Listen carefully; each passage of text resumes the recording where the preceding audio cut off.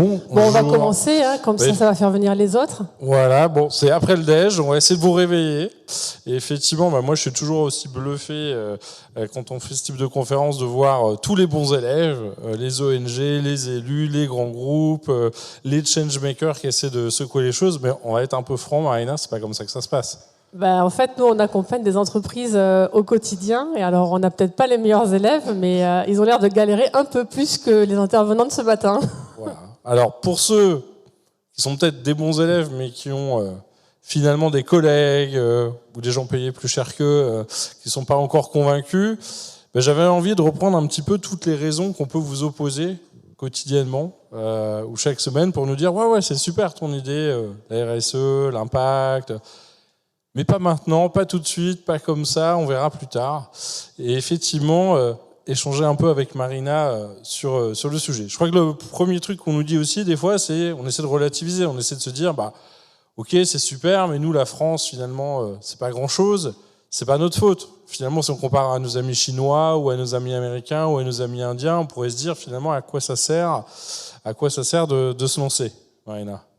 Oui, à quoi ça sert? Alors moi, c'est pas notre faute, ça me fait penser, vous vous souvenez en maternelle? Non, mais c'est pas moi, c'est lui.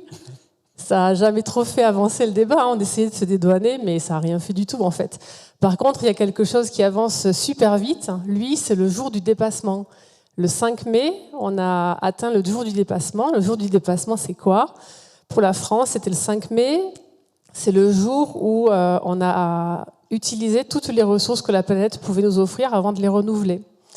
Donc nous, ce qu'on vous encourage à faire quand on vous donne ce genre d'arguments, c'est peut-être de vous mettre dans la peau d'un colibri. Vous savez, le colibri, c'est celui qui, avec son petit bec, va essayer d'éteindre l'incendie dans la forêt, qui est moqué par ses copains, les gros animaux.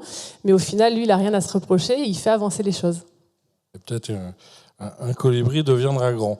Alors le deuxième, alors là, c'est carrément nos amis, on va dire un peu effondrisme, nous dit, de toute façon, c'est trop tard, on n'y arrivera pas, on voit bien qu'on n'arrivera pas à réduire la température, donc de toute façon, autant profiter les dernières années, en laissant filer les choses, non ?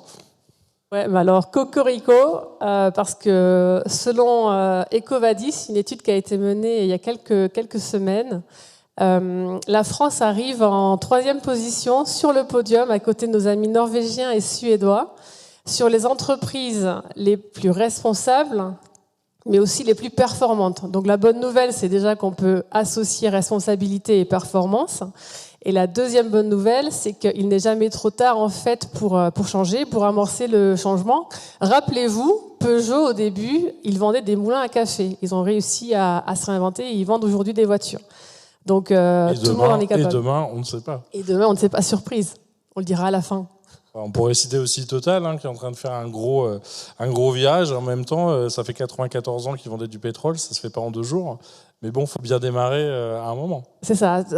Le changement ne se fait pas un jour et tout ne marchera pas dès le début ou du premier coup. En attendant, c'est bien d'avoir le mérite d'innover et de se mettre dans cette posture un peu, comme disent nos amis américains, future-proof.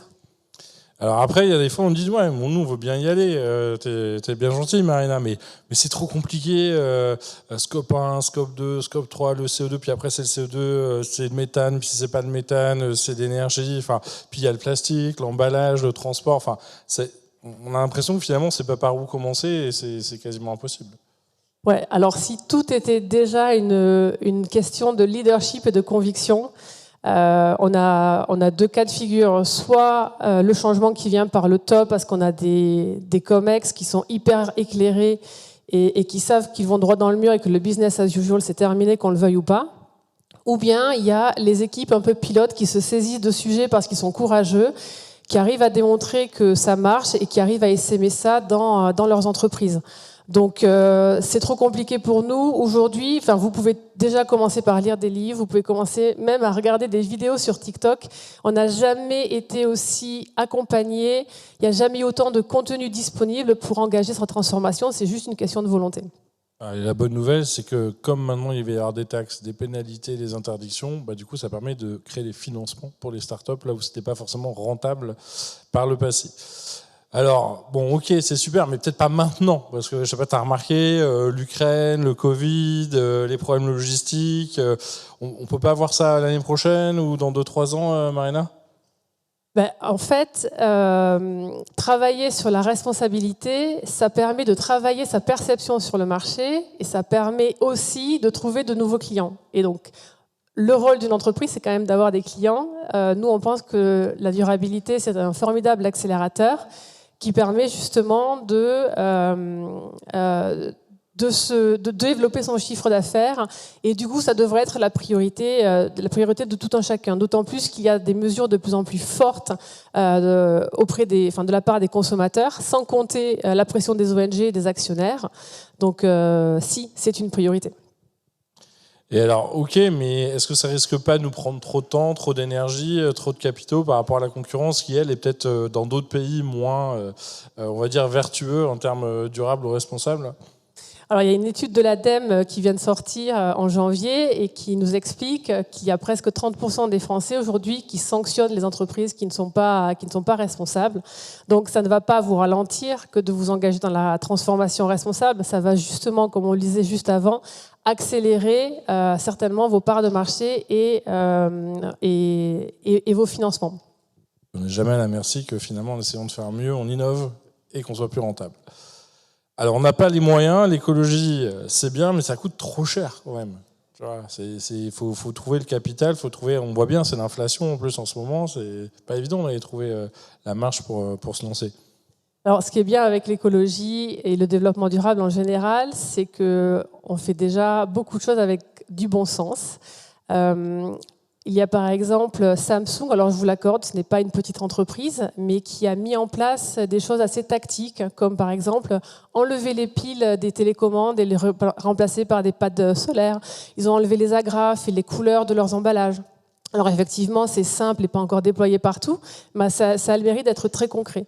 Donc il y a énormément de choses qui peuvent être faites sans trop de moyens pour amorcer. Ouais, donc finalement, des fois, c'est accepter de ne pas faire des grands discours, mais plutôt plein de petites actions simples et efficaces. Alors, ok, mais bon, finalement, est-ce qu'on ne panique pas pour rien? La technologie, on s'en est toujours sorti. À un moment, je crois qu'on nous disait qu'on allait mourir sous le crottin de cheval à l'époque des calèches, et puis l'automobile est arrivé. Finalement, est-ce que Elon Musk va pas nous trouver encore une idée demain pour nettoyer l'air ou pour remplacer les énergies polluantes? Alors, avant qu'ils nous envoient tous sur Mars, il y a un travail qui a été présenté ce matin et que vous connaissez tous, j'espère, aujourd'hui, qui s'appelle 17 objectifs de développement durable et qui ont le mérite de cadrer, de fédérer les efforts au niveau mondial. Et donc, vous avez bien compris que le climat n'est qu'une seule des problématiques. C'est beaucoup plus complexe que ça. Alors, la bonne nouvelle, c'est que la technologie, oui, va accélérer la résolution de beaucoup de problèmes, mais la technologie, comme beaucoup d'autres choses, a besoin de ressources qui sont finies. Donc, on parlait ce matin aussi de la théorie du donut. Les terres rares. Voilà, les terres rares, etc. Donc, on vous encourage aussi à avoir une hygiène énergétique, j'allais dire, bien sûr énergétique, mais surtout une hygiène numérique, parce que ce n'est pas parce que c'est une pollution qu'on ne voit pas, comme par exemple le plastique, qu'on ne doit pas agir dessus. Aujourd'hui, ça représente 4% des émissions au niveau mondial. Et on lisait un livre il n'y a pas longtemps avec Manu, de Guillaume Pitron, qui nous explique en fait que les robots vont bientôt plus polluer que les humains. Bon. Ils seront peut-être plus nombreux aussi. Alors, ok, mais...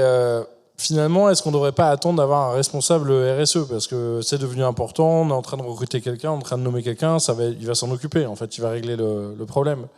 Alors, le 30 mars dernier, en lien avec le Pacte vert, la Commission européenne a fait passer plusieurs projets de loi qui visent à faire des produits durables la nouvelle norme. Donc, ce qui va se passer, c'est que toutes les entreprises qui n'auront pas attendu le dernier moment d'avoir toutes ces mesures coercitives qui arrivent auront forcément un avantage concurrentiel. On peut prendre l'exemple dans le secteur du textile de petits bateaux. Depuis 2017, ils travaillent sur la qualité de leurs produits 100% coton. Ils sont surtout maintenant sur la location aussi de leurs produits gamme enfant. Et donc forcément, c'est la prime du pionnier. Ils auront un avantage concurrentiel sur tous les suiveurs. Oui, on ne parle pas du reporting extra-financier. Alors, je me suis trouvé, justement, finalement, est-ce que la transition durable, c'est pas juste un peu de bon sens et ça va se faire finalement plus simplement qu'on imagine. On a l'impression que c'est très compliqué, mais si tout le monde s'y met, on met des poubelles sélectives et puis ça ira bien. Et on enlève les gobelets en plastique aussi. Ouais. Ouais, et les touillettes. Et les touillettes. Alors, c'est du bon sens, mais pas que, parce que le régulateur, maintenant, va vous demander de montrer patte blanche et vous allez devoir, du coup, arriver à fédérer toutes les actions qui sont portées au sein de votre entreprise pour mesurer l'impact de ce que vous faites, de ce que votre entreprise fait par rapport à votre marché. Donc, c'est important de se structurer de méthodes et de process, comme pour tout le reste. Aujourd'hui, vous avez l'habitude de calculer votre bilan comptable, ça ne vous pose aucun souci. Demain, vous allez être obligé de calculer votre bilan carbone. Donc voilà, il faut le structurer parce que c'est pas simple. Donc faire bien, c'est bien, mais il va falloir mesurer, benchmarker, comparer et vérifier les choses. Et être un peu moins mauvais ne veut pas dire qu'on est bon. Ok, et ça arrive dans certains cas qu'on nous dit non mais écoute, nous, franchement, la RSE, on est au top, on a un responsable RSE depuis longtemps, on suit toutes les normes, toutes les régulations, on est nickel dans les classements, donc tout va bien. Alors, là, je suis désolée, mais en fait, on ne parle plus de com RSE. Je crois que c'est terminé, on a compris. On parle de transformation RSE. Vous vous souvenez, dans le digital, il y a 20 ans, quand il y avait monsieur ou madame digital qui était tout seul et qu'on s'est aperçu 10 ans plus tard qu'il fallait que le digital, ça rayonne même chez notre amie Martine de la Compta ou Gilbert de la Compta. Donc, il faut que ça essaime un peu partout. Et surtout, vous n'allez rien transformer si vous ne transformez pas votre cœur business, en fait. Donc, un responsable comme RSE ne suffira pas. Et d'autant plus qu'il y a beaucoup d'entreprises aujourd'hui qui ont pris un train d'avance. C'est le cas de Patagonia, Interface. Si vous ne les connaissez pas, je vous invite à regarder. On ne parle plus de se mettre en conformité, parce que la RSE, c'est ça, on se met en conformité vis-à-vis de la loi. Ok, c'est sympa. Mais on parle aujourd'hui, on en parlait ce matin, d'économie régénérative, c'est-à-dire des entreprises qui vont avoir un rôle sociétal beaucoup plus important, qui vont agir sur le climat en créant des puits de carbone positifs. Donc, ils vont véritablement aider à lutter contre le changement climatique. Et rappelez-vous, en 1664, on n'était pas nés, mais la première société qui a été créée en France, la Compagnie des Indes, avait déjà une raison d'être. Donc, en fait, on a créé des entreprises à la base pour régler des problèmes de société. On a juste un peu oublié le siècle dernier. Voilà. Bon, et puis quand on a fait tout ça, Mariana, du coup, on est prêt, on peut communiquer, non ? Allez, communiquons. Notre best one. Alors, la petite campagne du moment, si on peut l'annoncer en régie.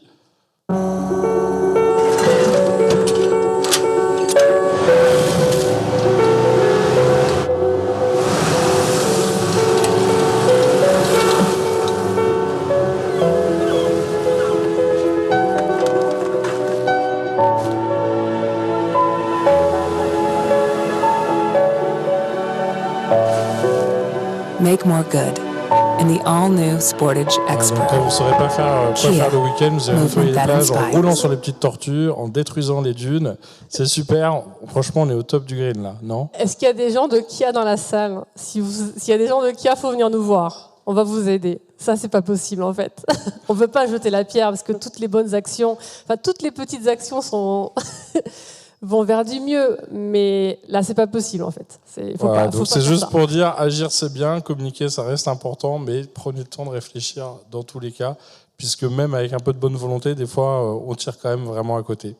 Merci à vous. Merci à tous.